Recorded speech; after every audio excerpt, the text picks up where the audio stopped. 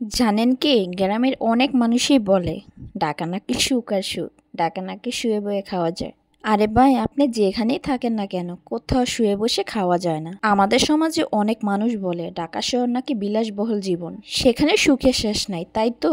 Hello everyone, কেমন আছো তোমরা? নিশ্চয়ই ভালো আছো, অনেক অনেক ভালো আছো, আশা করি ভালো আছো। আমি প্রতিনিয়ত চেষ্টা করি লং ভিডিও দেওয়ার জন্য, বাট সময়ের সাথে পেরে উঠি না, তাই লং ভিডিও প্রতিনিয়ত ছাড়া হয় না, মাঝে মাঝে সপ্তাহে দুই একটা ছাড়া হয়।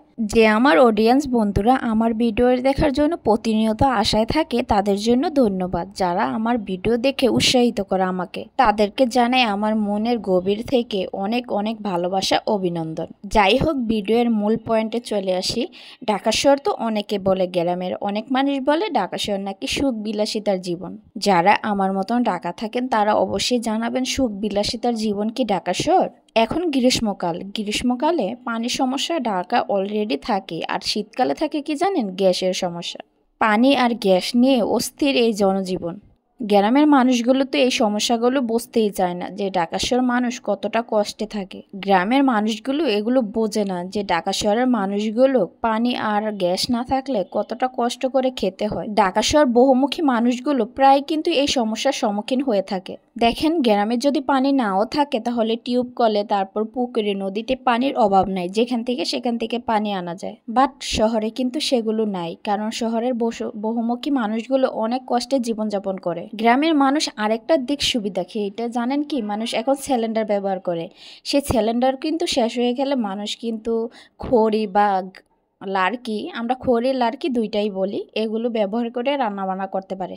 কিন্তু শহরের মানুষগুলো যারা থাকে তাদের এগুলো ব্যবহার করেও রান্না করতেও টাকা লাগে, কারণ খড়ি লার্কি কিনতে গেলেও টাকার প্রয়োজন, তাই না? যাই হোক, জীবনের অতি বাস্তব ভিত্তিক কথা নিয়ে কথা তুলে ধরলাম আপনাদের সাথে। অবশ্যই আমার ভিডিওটা কেমন লাগছে আপনারা কমেন্টে জানাবেন। কেন এই কথাগুলো বললাম? আজকে রান্না করতে যাব, বাসায় দেখি পানি নেই। পানির এত সমস্যা, মানে রাত থেকে পানি ছিল না, রান্না বান্না করবো, বাথরুমে যাব, সেই পানিটুকুও ছিল না। কত কষ্টে জীবনযাপন করছে, তাই তো বললাম। বাট ভাবলাম সবাই মিলে আজকে বাইরে লাঞ্চ করি। লাঞ্চ করার জন্য বাইরে চলে গেছি ফ্যামিলি সবাই। যেহেতু আমরা ফ্যামিলি মেম্বার 4 জন, তার জন্য 4টা প্লেট খাবার নিয়েছি। 4টা প্লেটের ভিতরে একটা খাসির বিরিয়ানি, একটা গরুর তেহারি, আর একটা হচ্ছে মুরগির পোলাও, আর একটা হচ্ছে খিচুড়ি। বাট আমি সবকিছু রেখে খাসির বিরিয়ানিটা বেশি পছন্দ করি, কারণ খাসির বিরিয়ানিটা আমার কাছে বেশি বেটার মনে হয়। সো আমি তো মা ওই, তাই না?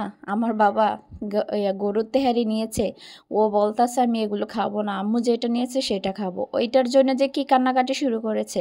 মা তো মা কি বাচ্চা কান্না করলে আর অন্য কিছু খাবার খাইতে পারে? আমি বললাম ঠিক আছে বাবা, তুমি এটা খাও, দাও তোমারটা আমি খাই।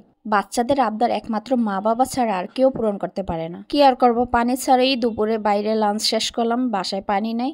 যাই হোক বন্ধুরা, আমার ভিডিওটা আজকে এই পর্যন্ত। কি নতুন নতুন ভিডিও নিয়ে তোমাদের সামনে চলে আসবো। আমার ভিডিওটা কেমন হয়েছে অবশ্যই কমেন্টে জানাবা। তোমরা যদি ভিডিওতে কমেন্টে জানাও আমার ভিডিও কেমন হয়, তাহলে আরো উৎসাহিত হব আমি ভিডিও বানাতে।